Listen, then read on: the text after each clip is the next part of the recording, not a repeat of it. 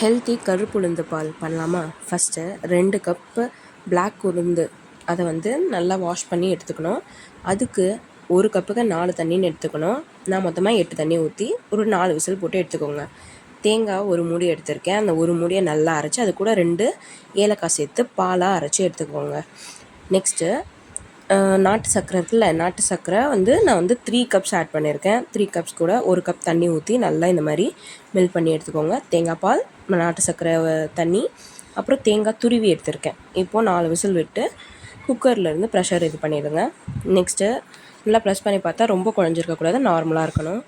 And நான் தண்ணியுமே இதுவுமே தனியாக எடுத்து வச்சுக்கிட்டேன். நெக்ஸ்ட்டு அந்த பருப்பை நல்லா போட்டு அரைச்சிக்கோங்க. அப்புறமா நம்ம சேர்த்து வச்சுருக்க அந்த தண்ணி இருக்கும்ல, அதை நல்லா போட்டு கலரிடுங்க.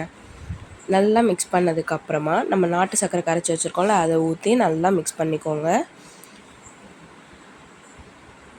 நெக்ஸ்ட்டு உப்பு, கல் உப்பு கொஞ்சம். நெக்ஸ்ட்டு நம்ம துருவி வச்சுருக்க தேங்காய், அதை நான் நெய்யில் வறுத்து ஆட் பண்ணியிருக்கேன்.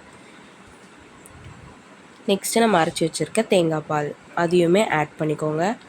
நல்லா ஒரு 2 மினிட்ஸ் நல்லா ஒரு கொதிச்சா போதும். நமக்கு அவ்வளோதான், உளுந்தம்பால் ரெடி ஆகிடுச்சு.